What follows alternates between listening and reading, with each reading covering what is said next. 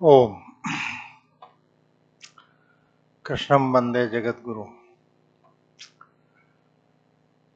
मंच पर आसीन इस आयोजन के सम्माननीय अध्यक्ष प्रोफेसर कमलेश झा जी, पूरे बीएचयू के दृष्टि से, भवन आदि के दृष्टि से जिनकी आखिरी जो मोहर लगती है, जिनके सिग्नेचर से सब काम होते हैं, ऐसे हमारे डॉक्टर श्याम बाबू पटेल जी, डॉक्टर हृदय रंजन शर्मा जी और डॉक्टर नारायण प्रसाद भट्टराय जी जो संचालन कर रहे हैं, तथा इस वैदिक विज्ञान केंद्र में प्रारंभ से ही काशी हिंदू विश्वविद्यालय की ओर से समन्वयक की भूमिका में निश्चित किए गए,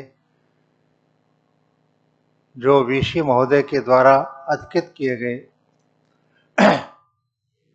उनके कठोर सूझबूझ, परिश्रम, समय, श्रम सब कुछ जिन्होंने लगाया, उसमें से आज ये सब वैदिक विज्ञान केंद्र का स्वरूप हम सब जहां बैठे हैं दिखाई दे रहा है। और ऐसे अवसर पर उत्तर प्रदेश के जो हमारे सम्माननीय मुख्यमंत्री पूज्य आदित्यनाथ योगी जी, जिनके सब दृष्टि से आशीर्वाद, कृपा, आर्थिक सहयोग आदि जो कुछ भी था, उस सब में से उन्होंने सहज रूप से स्वीकृत किया हमारे आवेदन को। और फिर इस सब के दृष्टि से जब जब जैसे जैसे आवश्यकता हुई, भवन निर्माण से लेकर शोध छात्रों के लिए, जो शोध कराने वाले ऐसे जो प्रोफेसर्स वगैरह हैं उनके लिए जो भी मानधन आदि की व्यवस्था है, उस सबको पूरा करने कराने वाले ऐसे योगी आदित्यनाथ जी को भी मैं इस समय नमन करता हूँ। और भविष्य के लिए वास्तव में एक कहा जा सकता है, या मुझे संकोच भी होता है कहने में, कि थोड़ी सी ब्यूरोक्रेसी के घुमाने से हमारे मानव संसाधन मंत्री जी घूम गए और वो वैदिक अध्ययन केंद्र की जगह भारत अध्ययन केंद्र हो गया। और उन्होंने समझा दिया, हम तक को उनकी वार्ता हुई थी पर वो पता नहीं हो पाया और स्वीकृत करके भेज दिया गया। जब पता लगा, यहीं से पता लगा, तब हम उनसे जाकर के लड़े। मैं लड़ना शब्द प्रयोग कर रहा हूँ। ये आपने क्या किया? अरे वो ऐसे ऐसे ऐसे ऐसे, और वो एक ही बात है, वेद का ही अध्ययन होगा वहां, ऐसा थोड़ी है। मान के भारत माने हजारों हजारों प्रकार से, भारत का अध्ययन सहज काम है क्या? और हम चाहते हैं वेद, शून्य से ब्रह्मांड जो कुछ भी है वेद में, उस सबका वर्तमान में समाज के अंदर सहज सरल भाषा में, तथा और भी जितनी भी भाषाएं देश विदेश की, उन सब में भी समाज के बीच में पहुंचे। यहाँ से शोधकर्ताओं के द्वारा, शोध कराने वाले जो प्रमुख हमारे प्रोफेसर्स वगैरह होंगे, उनके द्वारा ये दृष्टि रख करके जो कार्य यहाँ होगा, वो मुख्य विषय है। सिद्धांत और बहुत बहुत कुछ भी बातें तो सब कुछ है उसमें, लेकिन हम तो सहज सरल रूप से, और ये मुझे अच्छा लगा कि 5 विषय, जिस तरह समाज से जुड़े विषय और वेद से जुड़े हुए विषय, कितने विषय इस तरह के हैं जो आज पर्यावरण समस्या है। अथर्ववेद के पृथ्वी सूक्त में 2003 में कनाडा के अंदर विश्व में पर्यावरणवेत्ता और वनस्पतिवेत्ता बुलाए गए, भारत भी गया। 150 से ऊपर वहां उपस्थित थे ऐसे सब विद्वानों की। भारत के वेत्ता वो अथर्वशीर्ष के, माने क्या नाम है, अथर्व वेद के पृथ्वी सूक्त के केवल 10 श्लोकों का 62 बिंदुओं में बनाकर ले गए थे। और 4-5 दिन का सेमिनार था। 3-4 दिन खूब मंथन होता रहा। उस सब में से भी कितने बिंदु वो निकाल पाए पर्यावरण सुधार के लिए? बहुत सूची बनाते बनाते वो 40 बिंदु निकाल पाए। लेकिन आखिरी दिन जब ये सब दिया, उन्होंने सबको पकड़ा दिया। और उसमें से फिर जब ने देखा और देखने के बाद क्या कहा, अरे अरे भी इतना सब 4 दिन बेकार हो गए, आपने पहले दिन क्यों नहीं दिया? कि पहले दिन दे देते तो आप कोई स्वीकार नहीं करते। इतनी छोटी छोटी चीजें, कृषि से संबंधित, जल से संबंधित, आज सब चीज, आज विश्व में भविष्य में यही सब समस्या नहीं, अन्न का अभाव होने वाला है। जो जमीन कृषि योग्य है वो सब भवनों में और अन्य अन्य चीजों में भरती जा रही है, उद्योग में भरती जा रही है। क्या होगा? इन सब का विकल्प तमाम किस प्रकार से माने विज्ञान, आज के वैज्ञानिक जो विमान वगैरह के आज सबसे ज्यादा जर्मन और ये सब माने जाते हैं, वो भी अभी जो हमारे यहां लिखा हुआ है उसको नहीं पहुंच पाए। अनेक प्रकार की ऊर्जा से, केवल फ्यूल से चला रहे। सौर ऊर्जा, जब वो राम सीता जी को लेकर के निकले हैं तो आखिर लंका से अयोध्या तक कैसे गए? वो जो पुष्पक विमान था कैसे चलता था? सौर ऊर्जा से चलता था। जर्मन ने पूरे 30 साल लगाए। भारत के विद्वान वीरेश्वर द्विवेदी, कोई नाम के थे उस जमाने में, उनको लेके गए। वहां के जो टेक्नीशियंस थे, उन टेक्नीशियंस को समझाया। उनको संस्कृत नहीं आती थी, ये संस्कृत और इसमें से निकाल करके वो टेक्निकल तकनीक के नाते से उसको ठीक करते थे। पूरे माने लगभग 30 साल 32 साल लग गया। और उसमें से उन्होंने सौर ऊर्जा से उसको चला के दिखा दिया। तो हमारे सब कुछ भरा पड़ा है। जितने भी आज पायलट आदि की जो पोशाकें हैं, वो सबका वर्णन उसमें मिलता है।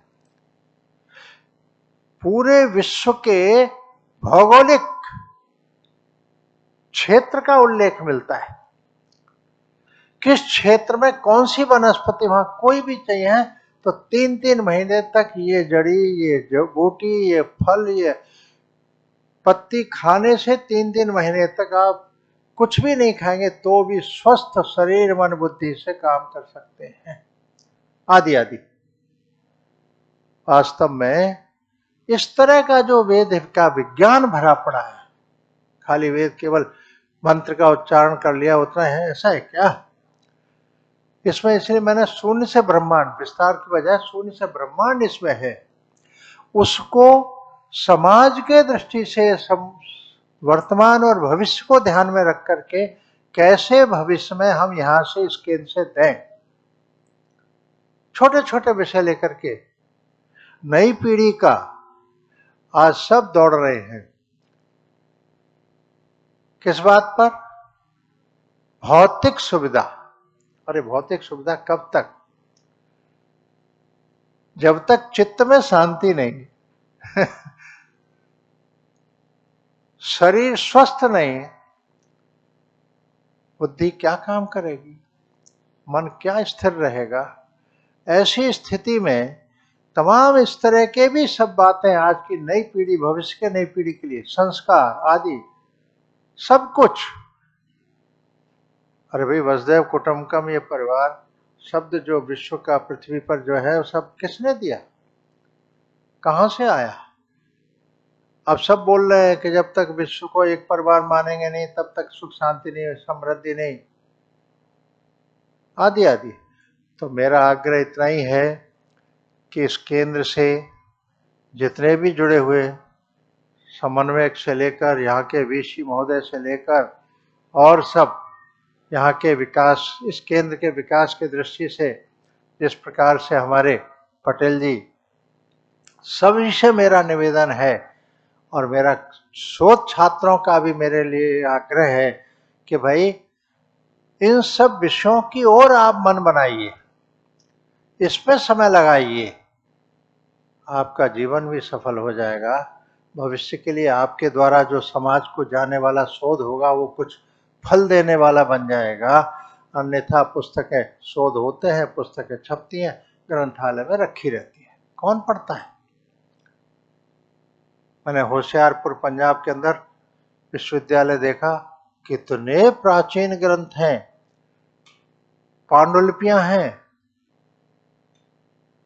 मैंने पूछा, मैंने कभी इस विश्वविद्यालय में इन ग्रंथालयों को देखने कोई आता है क्या। एक वहां पर उनियाल जी करके थे, अब तो सेवानिवृत्त हो गए। मैंने कहा आप कितने वक्त, मुझे 50 साल हो गया। अभी भी वो वहीं रहते हैं, मार्गदर्शन करते हैं। तो मैंने कहा आपके इस 10-20 साल नहीं 50 साल के जीवन में इस ग्रंथालय को देखने कोई आया क्या। एक दिन में 100-50 लोग 10 लोग आते हैं क्या। ऐसे ऐसे हाथ हिला दिया। क्या अर्थ है इसका। ज्ञान पुस्तकों में है, पर उसको निकालने वाले माध्यम चाहिए ना। तो वो तो भाई शोध कराने वाले और शोध करने वाले ये माध्यम बनेंगे। हम तो एक कसक थी, अपने मन की भाव बता रहे। श्रद्धेय अशोक सिंघल जी की इच्छा थी कि काशी हिंदू विश्वविद्यालय के अंदर वेद अध्ययन केंद्र बनना चाहिए। वो चले गए, उनकी इच्छा पूरी नहीं हो पाई। केंद्र के उस समय प्रकाश जावड़ेकर जी भी ब्यूरोक्रेसी के चक्कर में फंस गए। योगी जी को निवेदन किया, उन्होंने उसको स्वीकार किया और उसमें से फिर ये काम हुआ। अब आगे की इच्छा एक ही है मेरी। अभी हम 1 बजे से उपेंद्र जी और हम बैठने वाले हैं। जो वर्तमान है यहाँ के मानव संसाधन मंत्री, उनसे मिलवा दिया। उन्होंने कोई एक अधिकारी का जो वहाँ शिक्षा विभाग में है, कैसे क्या होगा जिससे कि ये केंद्र का यह वैदिक अध्ययन केंद्र स्वीकृत हो जाए, जिससे कि किसी प्रकार का इसमें अवरोध ना आने पाए। ये प्रयास, उसके लिए ही अभी यहाँ हम 3 लोग हैं, हम 2 हैं, एक सज्जन और हैं, वो भी आ जाएंगे। तो उनके साथ बैठकर कागज की कार्रवाई पूरी हो, बीच में कोई चूक ना हो जाए फिर से। इसलिए एक एक चीज क्या जाना चाहिए, क्या क्या तैयारी चाहिए, यहाँ से क्या आवेदन होना चाहिए, उसमें से उनको फिर किस रूप में उसको स्वीकार करते हुए क्या क्या और आवश्यकता यहाँ की कमियां हैं उसको पूरा करवा करके इसको पूरा करवा लेना चाहिए। तो इतना सब कुछ हमारा काम इस विधिवत केंद्र की ओर से स्वीकृत हो जाए तो फिर कम से कम तनाव दूर हो जाएगा कि भाई भविष्य में भी ये चलता रहे। ये इच्छा है भविष्य के लिए, भविष्य की आने वाली पीढ़ी के लिए, सीधा सा विषय। और ये बात सत्य है कि अब इसकी महती आवश्यकता है। और श्री कृष्ण जी ने भी कहा ना कि अर्जुन तुझको जो मैं कुछ योग सिखा रहा हूं कभी लुप्त हो गया था। आप सब विद्वान हैं, सब जानते हैं। ऐसे ही वेद विज्ञान का ज्ञान लुप्त हुआ होगा, अब फिर से वो लुप्त से समाज ने विश्व में वह धारा फिर से प्रभावित हो जाए, इस केंद्र से प्रभावित हो जाए, ये वास्तव में सहज हृदय की इच्छा है, भावना है। आप सबके सहारे से पूरी होगी। प्रभु से मेरी यही प्रार्थना है, बाबा विश्वनाथ से, गंगा मैया से, और जो भी आखिर काशी के अंदर जो भारतवर्ष में जो भी देवी देवता है सबका यहाँ स्थान है। आप में से कितनों को पता हो मुझे नहीं मालूम। उन सब देवी देवताओं को मैं तो हाथ जोड़ के प्रार्थना करता हूँ कि इस वैदिक अध्ययन केंद्र के भविष्य के लिए जो भी है बाधाएं दूर करते हुए केंद्र की ओर से अधिकृत होकर के इसको अच्छे ढंग से सुचारू रूप से यह धारा बहे, समाज तक पहुंचाए।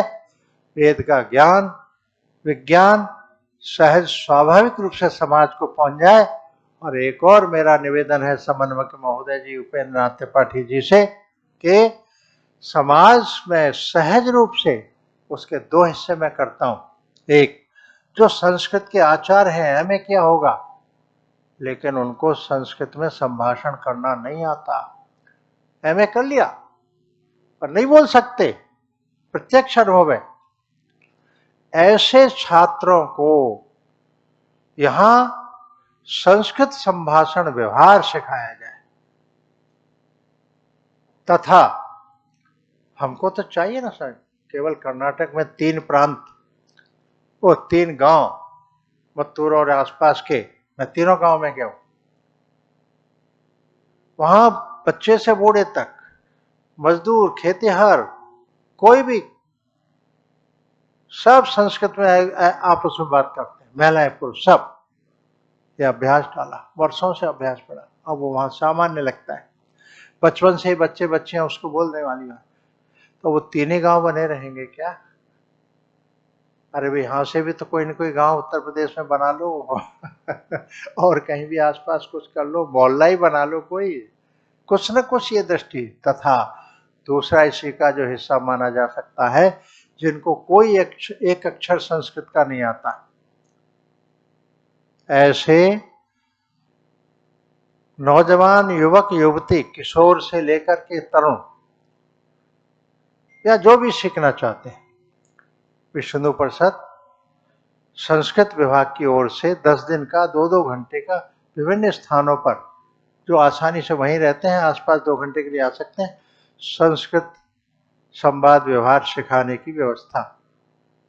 तो यहां से भी वो व्यवस्था बने, आसपास के, काशी के, शहर के, जो क्या प्रयास करेंगे जिससे कि सबको पता लगे और यहाँ केंद्र शुरू हो, बिल्डिंग का भी उपयोग हो, कुछ इस तरह के बहुत सारे समाज में पहुंचने लायक विषयों को सहज रूप से निकाल करके यहाँ से केंद्र में विकसित हो, शोध के कार्य शोध करें, और फिर से उसको हम आगे के 5, 7, 10 वर्षों में ही यहाँ से निश्चित रूप से जो भी साहित्य होगा, समाज के कुछ दानदाताओं के सौजन्य से कहने की व्यवस्था करा सकते हैं। कौन सी आफत है? आप भी सब दृष्टि से सक्षम है। केवल सिद्धांत ही न रह जाए, समाज तक विषय पहुंचे, व्यवहारिक पहुंचे, उनके जीवन के दृष्टि से उपयोगी हों, ऐसे सभी विषयों को लेकर हम निकालें, ऐसा मेरा निवेदन। पुनः आप सबको प्रणाम करता हूं। अब एक विषय ध्यान में आया बैठते बैठते कि अपने इस 1800 वर्ष के कालखंड में संघर्ष का जो कालखंड रहा आक्रांताओं की ओर से, उसमें हम अपनी बहुत सारी चीज भूल गए और आज यहाँ तक हो गया कि वेद महिलाएं नहीं पढ़ सकती, जो पिछड़ा समाज है वो नहीं पढ़ सकता, आदि आदि जन क्या क्या भ्रांतियां। महाभारत घर में रखोगे तो महाभारत होता रहेगा घर में से लेकर। ये भ्रांतियां भी दूर हों, रूढ़ियां भी दूर हों, इसके लिए भी हमको सोचना चाहिए। अरे वेद में जिन्होंने मंत्र सिद्ध की उसमें बहनें कम हैं क्या? उनकी सूची अभी 29 तक मुझे किसी ने बताई है, लेकिन ज्यादा है ऐसा मुझे पता लग रहा है। तो ऐसे सब विषयों का भी थोड़ा थोड़ा कहीं न कहीं अध्ययन करिए, कराइए। क्षमा।